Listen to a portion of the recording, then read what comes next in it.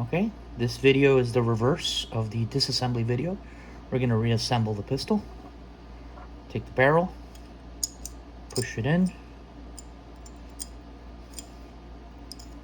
turn it, take the firing pin,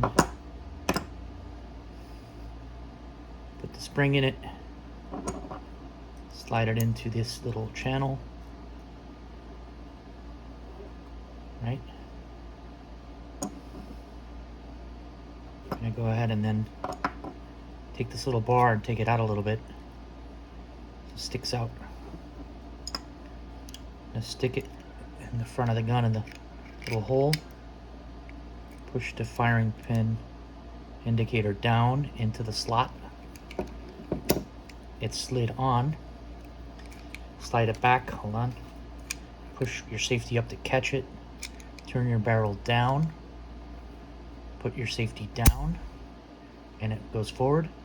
And then you want to check that it assembled correctly by actually racking it. Let's put the magazine in it. Without the magazine, it won't catch the firing pin. The spring won't set. So we put the magazine in, and now we load it. You can see the firing pin indicator there indicates that the spring is compressed and ready to fire, and it fires.